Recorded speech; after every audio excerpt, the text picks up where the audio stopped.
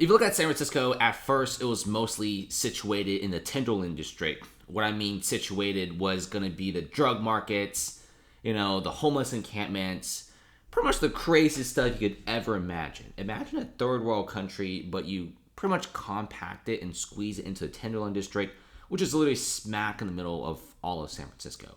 But now it's truly just spreading out. As office workers come back, they stick their head out. They look at San Francisco and they see all this trash, rubbish, and encampments. They're like, nope, I guess we're all going to be working online from now on. And they just pretty much left. Okay, office vacancies are 32%, but let's not kid ourselves. It's probably more than 32%. Because there's so many offices that are currently leased out, but they're currently all empty. And that is pretty freaky if you ask me. So if you look at Fisherman's Wharf right here, this is going to be the most popular tourism place in all of San Francisco. You got your yachts, hotel prices also command a higher price tag.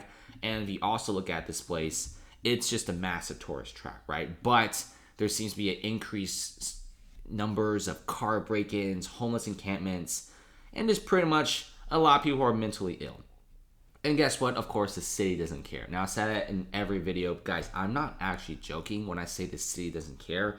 Imagine you beg the city every single day. You call 311, you call 911, you call the city council just to try to get some tents off in front from a business. Because if you have tents in front of a business, who's going to go get ice cream, right? And nobody cares. City doesn't care. City does not come over and clean it up. And now check this out. It's getting so bad. Okay, San Francisco business owner literally patrols neighborhoods with a fake gun, ski mask to scare off thieves. Guys, the city doesn't care. This is basically like Cyberpunk 2077.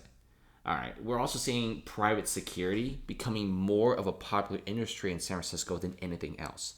People selling massive heavy planters to put on the middle of the street to prevent encampments is also a massive business. Because when the city doesn't care, you have a lot of these stuff and new industries, I guess, that get popped up. So last year in San Francisco, there were more than 20,000 thefts from videos. I mean, if you park a car in the San Francisco streets and you don't get broken in within a month, you basically hit the lottery tickets. Okay, you're basically winning at that point. That's impossible, especially if you have a nice car. Good luck. Park it in the middle of the street, it's probably going to be broken in within a few hours. If not, then big round of applause for you. Now check this out. So covering his face with ski mask, fake gun, all this kind of stuff, you kind of say he's a vigilante, but not really. Especially when the weapon is fake and he's just pretty much as an intimidation tactic as well. The criminals, according to him, are getting to know us. He wouldn't really call this an organized thing, but it's just for concerned citizens. Every day is a small victory. You chase them off from one corner. You chase them off from the streets. And this is for Fisherman's Wharf, which, like I said before, is the biggest tourism hotspot of San Francisco. Like I said before, this shouldn't even happen, okay? This shouldn't even be a thing for a city, right? Only San Francisco, guys. Have you seen one of these guys in Miami? You don't, because in Brickell, Miami, for example, or Miami Beach, you don't see car break-ins. The city's clean. There's no tents. There's no poop. There's no urine. I mean, I even have commenters saying that they live in a third world country, and they still don't have people shooting up drugs or just pretty much pooping on the floor. I guess San Francisco is more like a fourth world country. I have no idea what this is. This is a really crazy city where business owners have to dress up in a ski mask to scare people off. Like I said before, all power to him. I gotta give him a big round of applause because a lot of citizens just aren't really doing much, especially their own businesses. And this is also pretty dangerous. I mean, you walk around like this, what if the police sees that? It's also pretty dangerous for the person who's doing this.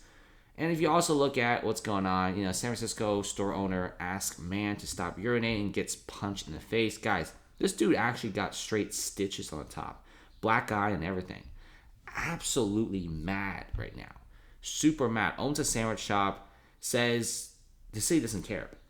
You already have a few stores leaving. Say the same thing. City doesn't care. Like, it really amazes me, right? If you have a business in San Francisco, might as well leave right now. If you want to open a business in San Francisco, be prepared for the worst to come. Yeah, they're offering $50,000 to attract you to come over and open a business, but don't fall for that, right? Okay, business owners are so tired of this. Okay, you got breweries leaving, very iconic shops over 70 years old are all leaving. And now we have something new, right? Zombie spaces are coming in with bigger owners now defaulting on billion-dollar loans. This city is so trash, okay? Here's the thing about a city like San Francisco. If you just do a little bit of enforcement, not even super crazy, it gets a job done. I think the city is just a little too progressive, okay? I mean, I do like the culture and I do like the food of San Francisco. I've been there before COVID, okay? I was there in 2019. Now it's just complete trash, okay? It's so bad right now that I can't believe what I'm seeing here. Okay, this is probably one of the worst cities to be in. I mean, Miami is pretty good. Downtown, super clean. At night, everyone comes out. San Francisco, streets are dirty. It's pretty dangerous to walk. At night, nobody walks out. Now, Oakland's even worse. Oakland is basically lawless with the 911 system sometimes not even working, which is absolutely wild here. This is why Oakland's vacancy is like almost 40%. San Francisco, well, they say it's 32%, but let's be real, it's more like 50 to 60 because most of the spaces are rented out, but everyone's already working online. So, yeah, the space is rented out, but there's no office workers in them. Go to downtown San Francisco, go check out some of the walking tours. You will notice how empty the streets are. Nobody wants to go here. Nobody wants to party here, and nobody wants to go to vacation here. Airbnbs, well, a lot of these Airbnb guys are saying the same thing. Out of every 30 nights, you only get to rent like 2 to 3 nights because there's basically no tourist.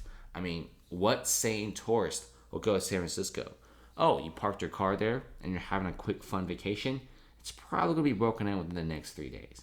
I mean, when you have 20 to 30,000 carjackings and car thefts, and there's several that's not even reported, yeah, this is probably not the city to probably be in.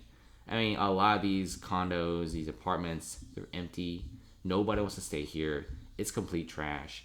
You know, even the good areas like Chinatown, Fisherman's Wharf, barely even have people walking around. Most people do not even want to stay in this location. It's so bad. Okay, like I don't even have any words for this. Like I said before, it used to be just restricted in the Tenderloin district, and now it really is spreading out to all the tourist traps. Now, there's still a few nice places in San Francisco, particularly the suburbs, but that's not where most people live. Most people live and work in the downtown area, and the downtown area is getting worse and worse. And guys, when Chinese tourists are refusing to go to your city, you know something is wrong. Chinese tourists are usually very wealthy, and they love vacations. They're basically in every single country around the world. What I mean is the first world countries.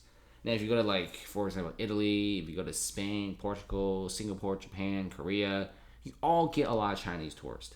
But for some reason, San Francisco is, like, the only city on, like, the top 20 list where there's not a single Chinese tourist. In fact, most Chinese tourists actually say that San Francisco is the dirtiest and nastiest city they've ever been in. I mean, they'd rather go to Los Angeles. In fact, there's a lot of Chinese tourists that go to Los Angeles. They like the Hollywood scene, and at least Los Angeles, Beverly Hills, you know, East Hollywood, West Hollywood, stuff like that, it's at least clean. You know, they actually wall it off. They're like, okay, downtown, we'll let that be GTA 5, but the tourist traps, we're going to keep it clean. So the Chinese tourists actually go there. Even Manhattan, okay, big tourism industry, midtown, downtown, they don't have people pooping on the floor. NYPD is actually super crazy there. So Manhattan's actually all right, all things considered. But of course, Chinese tourism says San Francisco is so dangerous to walk around. There's not even anything fun to do because so many stores are closed anyway. So San Francisco, it's like too late at this point. In my opinion, it's so late because so many business owners are leaving. Unless they do something super drastic, which they won't. Let's see what happens. Wish the best for San Francisco. It's a fantastic city. I've been there before, and it sucks that the city has really deteriorated itself to this level.